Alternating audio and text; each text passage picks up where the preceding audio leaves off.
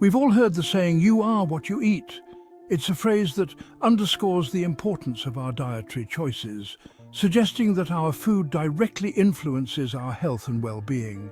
But what happens when you don't eat anything at all? What if you decide to hit the pause button on eating entirely? This question, a mix of curiosity and a desire for a reset button on my health, led me to a 7-day fast. No food, just water. It was a radical idea, but one that promised a unique insight into my body's true needs. It sounded daunting, sure, but also intriguing. The thought of going without food for an entire week was both a challenge and an adventure. My relationship with food has always been ... complicated. Food has been a source of comfort, a reward, and sometimes a crutch. Like many, I've ridden the roller coaster of fad diets and sugar crashes, the highs of indulgence followed by the inevitable lows. This experiment wasn't about quick fixes, it wasn't about losing weight or following the latest trend. It was about understanding my body's reactions, stripped down to its most basic needs. I wanted to see how my body would respond when deprived of its usual fuel. Would I turn into a grumpy, energy-deprived husk of a human? Would the lack of food make me irritable and weak?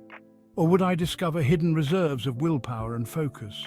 Would my body adapt and find new ways to sustain itself? There was only one way to find out. I had to take the plunge and see for myself. So, with a mix of excitement and trepidation, I embarked on my food-free journey. It was a step into the unknown, a test of my limits, and a quest for a deeper understanding of my own body and mind. Let's get the obvious out of the way. The first 2 days were dominated by hunger. My stomach rumbled on a schedule that would put a Swiss watch to shame. I found myself staring longingly at anything remotely edible. Sleep offered a temporary reprieve, but waking up meant confronting the reality of an empty stomach once again. It was a crash course in the body's incredible ability to remind you of its needs. Headaches joined the party, a common side effect of the initial detox.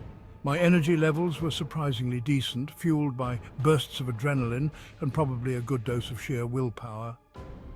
Still, day 2 ended with a longing for day 3, hoping for a shift in the tides of my stomach's rebellion. Something remarkable happened on day 3. The hunger pangs lessened. Don't get me wrong, I wasn't suddenly craving salads, but the gnawing, constant need for sustenance had subsided.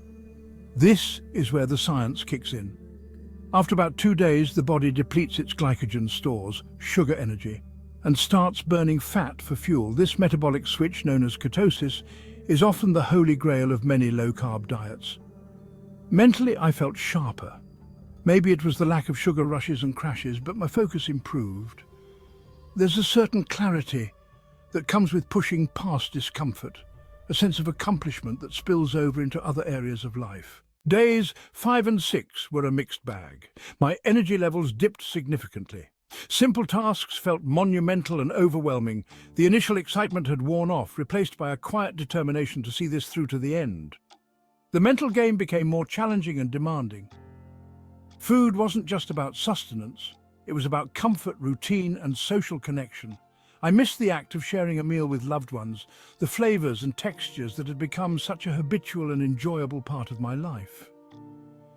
Yet there was a strange sense of peace amidst the challenge and struggle. My body, forced to adapt, was proving to be far more resilient and capable than I'd given it credit for. Section 5, Day 7, Freedom and a Plate of Fruit. The final day arrived, a strange mix of triumph and anticipation. My stomach, now accustomed to its empty routine, barely grumbled. I broke the fast slowly with a small plate of fruit. The sweetness was overwhelming, a symphony of flavor I hadn't realized I'd missed so much. It's often said that we eat with our eyes first, but after 7 days, I can attest that every sense is heightened. The smell, the texture, the taste. It was a rediscovery of the simple joy of eating. That night, sleep came easy, a sense of accomplishment washing over me. I had faced a challenge, both physical and mental, and emerged on the other side. But the real question remained. What had I learned? Section 6. The science behind the stomach grumbles.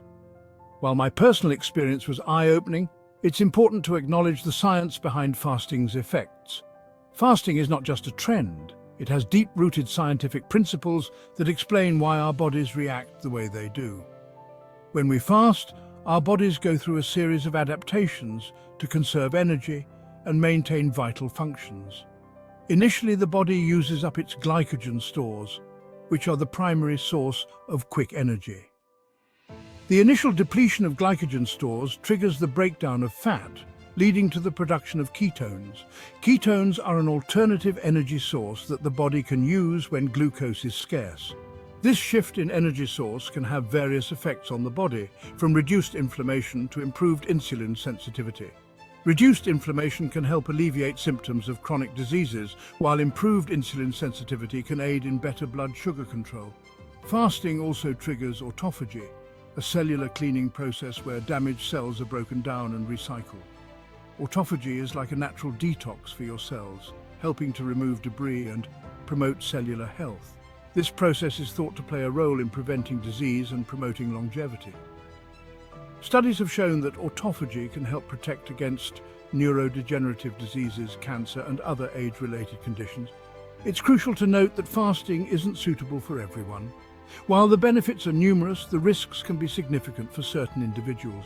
People with certain medical conditions, pregnant or breastfeeding women, and those with a history of eating disorders should consult a doctor before attempting any form of prolonged fasting. It's always best to approach fasting with caution and under medical supervision to ensure it's safe for your specific health needs. Section 7. The mental marathon, clarity, and cravings. Beyond the physical changes, fasting was a mental exercise unlike any other.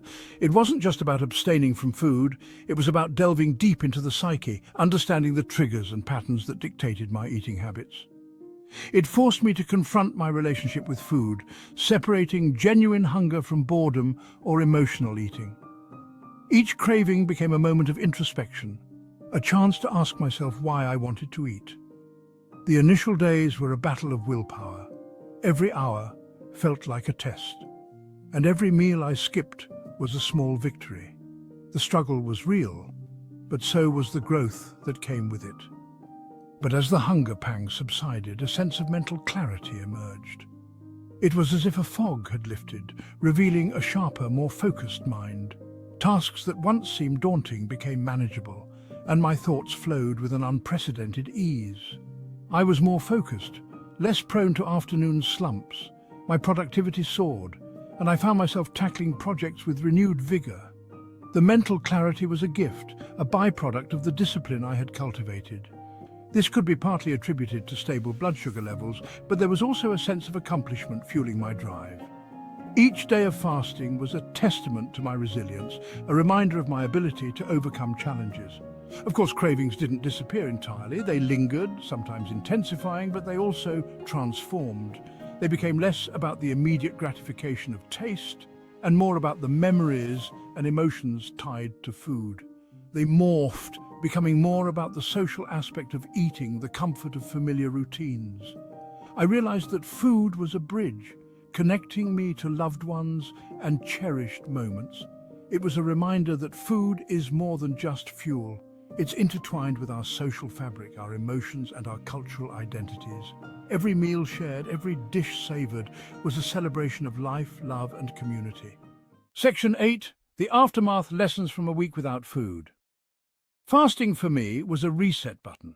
It wasn't a magic solution to all my dietary woes, but it provided valuable insights. I became more attuned to my body's hunger signals, differentiating between true hunger and mindless snacking. My appreciation for food was reignited. Flavors were more intense, meals more mindful. The experience highlighted the abundance we often take for granted, the sheer variety and accessibility of food that is a privilege, not a given. The weight loss, while noticeable, was not the primary takeaway. It was the mental shift, the increased awareness of my body's capabilities and my own relationship with food that proved to be the most valuable outcome. Section 9. To fast or not to fast, a personal reflection. Would I recommend a 7-day fast to everyone? No, it's a challenging experience that requires preparation, commitment, and a clear understanding of the risks and benefits. However, I believe there are valuable lessons to be gleaned from periods of mindful abstinence. Whether it's a shorter intermittent fast or simply a day of mindful eating, Creating space between our habitual patterns can lead to surprising insights. The key takeaway for me wasn't about deprivation, but about awareness. Awareness of our bodies, our choices, and the often overlooked power of simply saying no in a world that constantly tempts us with more. Section 10. A new relationship with food. The experience hasn't magically transformed me into a picture of perfect health.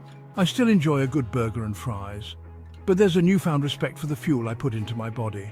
Fasting taught me that food is not the enemy. It's about finding a balance, a sustainable way of eating that nourishes both body and mind. It's about listening to our inner cues, recognizing that sometimes less truly is more. So, while the 7-day fast is over, the journey towards a healthier relationship with food continues. It's an ongoing experiment, a process of listening, learning, and adapting, one meal at a time.